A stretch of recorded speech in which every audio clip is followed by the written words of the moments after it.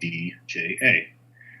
The following members are in attendance remotely: Evelyn Abaya Isaiah, Kira Cook, Ginny Kramer, John Peterson, Nora Shine, Andrew Shorts, Yevon Wang, and myself. Ben Blumenthal, Amy Krishnamurthy, and Tessa McKinley are going to be absent this evening. And in an effort to make our meetings as secure as possible, the members of the public may view this meeting using ActonTV's YouTube channel that's found at the top of our agenda. And those who wish to comment during the meeting were asked to register by noon today using the link also found at the top of our agenda. These procedures are posted with our public participation policy, BEDH. This meeting is being recorded and will be posted to ActonTV's website at actontv.org. I will also add that you'll note on the agenda this evening we don't have an open slot for public participation, so we won't be taking comments from the public on items on open items in this meeting. And finally, per our remote policy, all votes do need to be done by roll call vote. So I will call each member's name and they will state how they vote. Thank you all for joining us.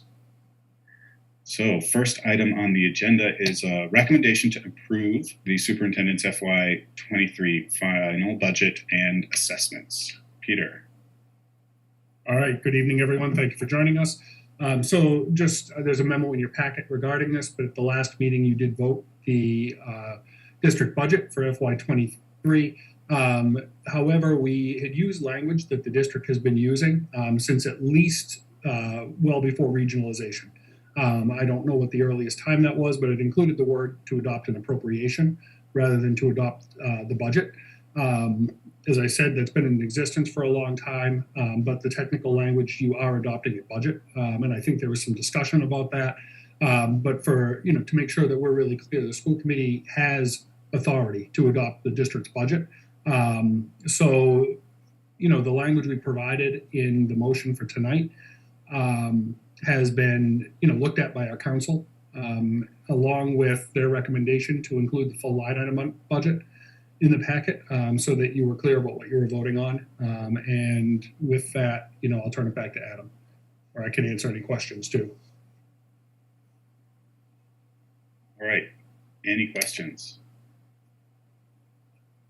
Seeing none, there is a motion that is found in the packet. Is anybody interested in making that motion this evening?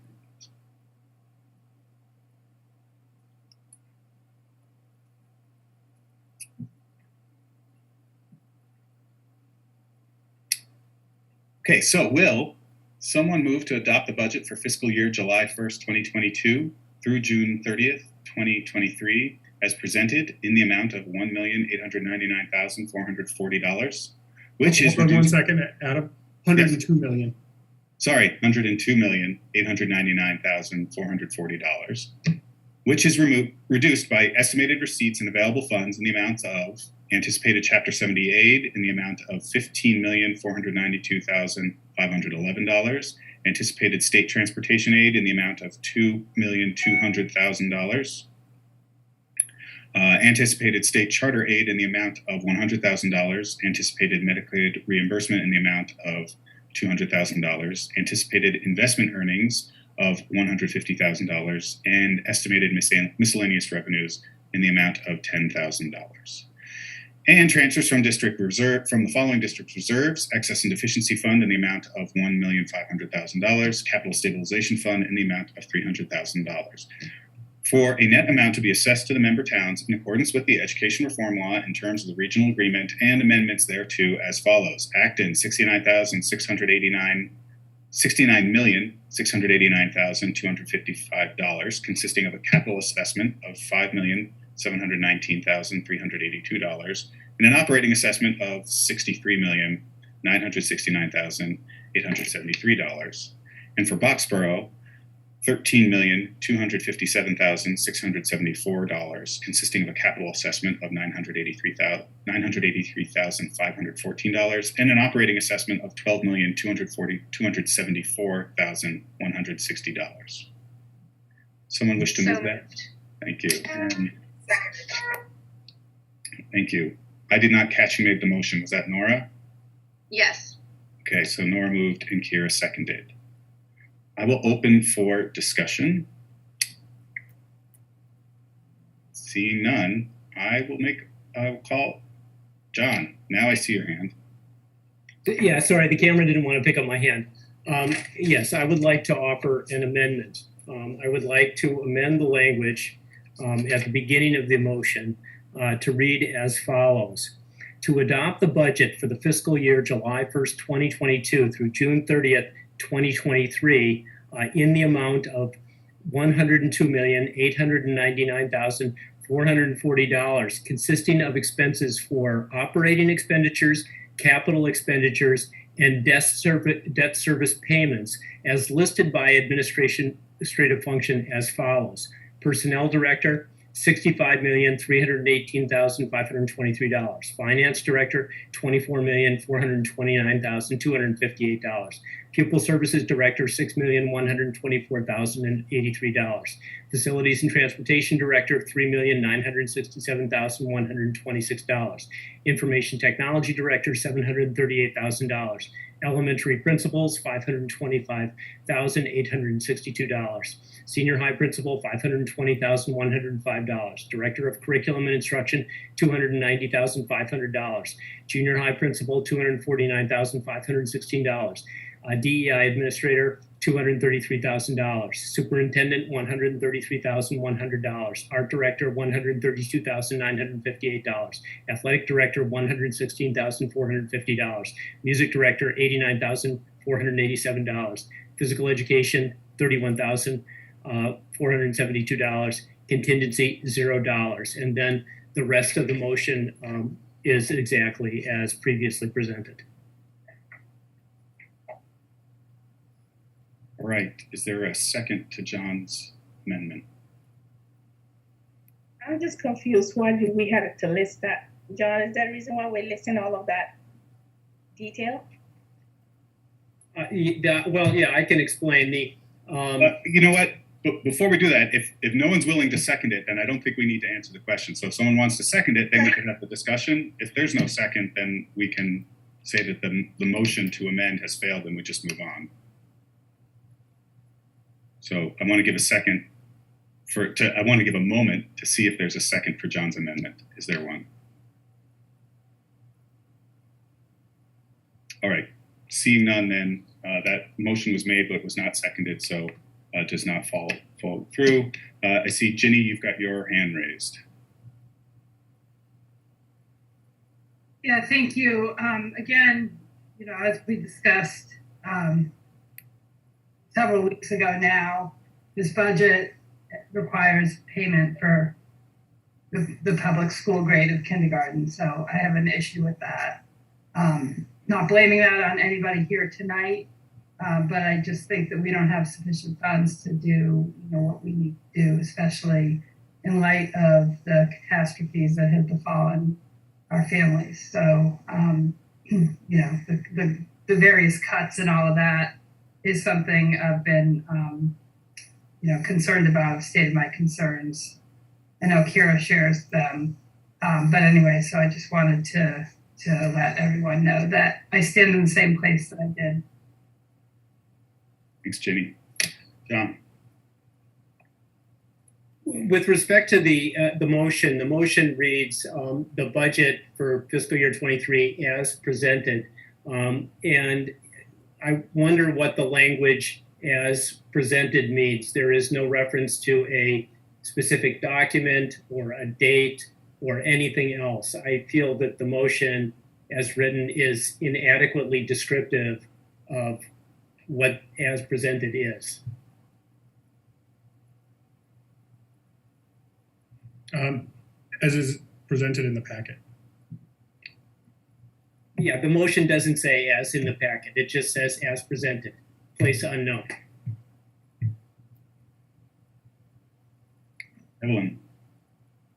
Yeah, I echo Jeannie's sentiments that, like I stated in our last meeting, that I am a little bit disappointed that we couldn't pull off all day K, but I also understand that we don't want to hold other services within the district hostage, that we need to keep moving on.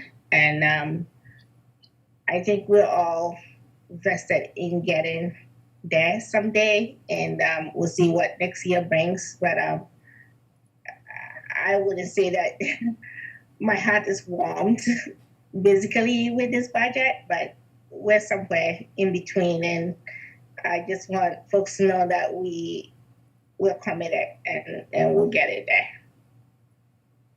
Thanks, Evelyn. Okay, any final discussion before we do our roll call vote?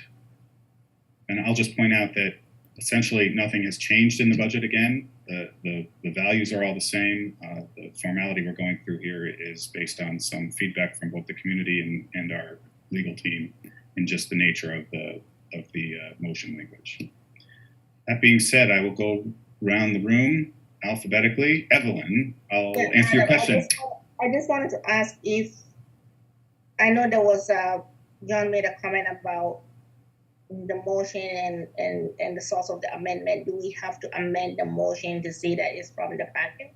So we don't, I don't know whether that is necessary and whether we need to do that before we vote.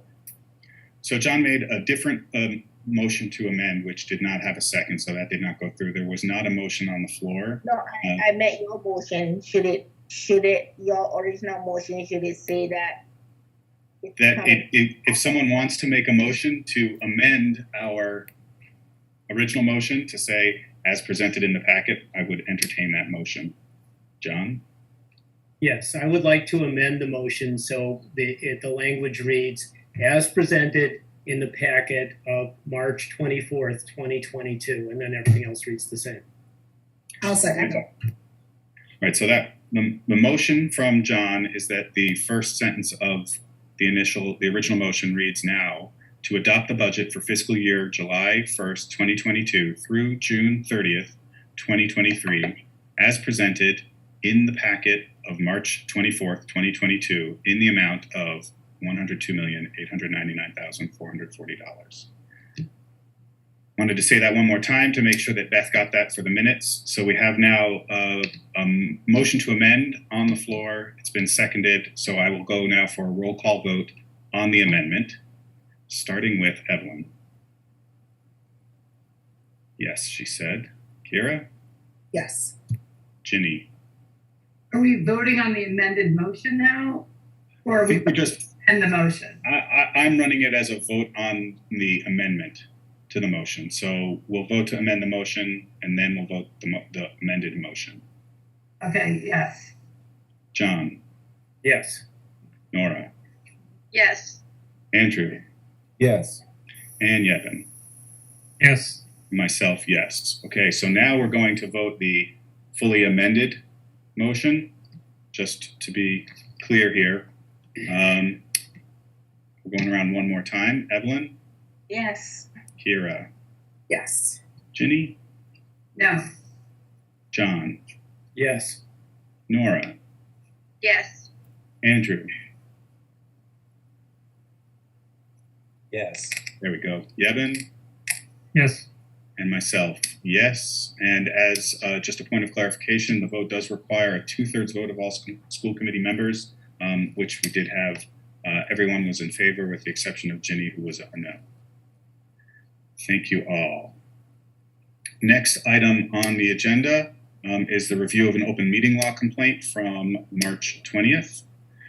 So on Monday, March 21st, the school district did receive an open meeting law complaint, the one that can be found in our packet, alleging that documents posted in support of meetings were inaccurately listed on the website. And upon researching the complaint, we did find that when the March 17th packet with the addendum pieces inserted, as opposed to being listed separately as they are initially, was uploaded to the website on the day of the meeting, it also inadvertently replaced 2 prior packets with the same file name. This has been corrected, and the individual who filed the complaint was notified by the district of this error. The individual who filed the complaint also noted that our meeting minutes asked readers to reference the agenda for the list of documents used during the meeting, as opposed to listing each document individually. The 3 sets of meeting minutes referring readers to the agenda for the list of documents used have been revised to include the full list of documents. These revisions have been posted to the respective meeting materials in for reconsideration form, and you will be asked to reapprove them at your next meeting, or will be asked to reapprove them at our next meeting on April 7th. By law, however, the school committee must meet in an open session to review a complaint and provide a response to the complainant within 14 business days. So what we're asking for you all tonight is to authorize me as chair of the committee to provide the complainant with a written response to the complaint on or before Friday, April 8th. Don't need a vote here, we just need a sense of the committee. And so I'm looking for a sense of the committee if you are authorizing me to respond to the complaint. I'm seeing mostly nodding heads and thumbs ups. Excellent. Andrew, did you have a... No, I was trying to use an icon to say thumbs up and I hit hand raise. So imagine it like a high five for you, Adam. Perfect. So, Wonderful. Smack. Thanks. All right. With that, that is the close to our business for this evening. So is there a motion to adjourn? So moved. Second? That was moved by Kira and seconded by John. Thank you both. And we'll do a roll call vote around the room alphabetically again. Evelyn, Yes. Kira, Yes. Ginny, Yes. John, Yes. Nora, Yes. Andrew, Yes. Yevon, Yes. and myself, yes. Thank you all. We are adjourned. Have a good evening. Thank you.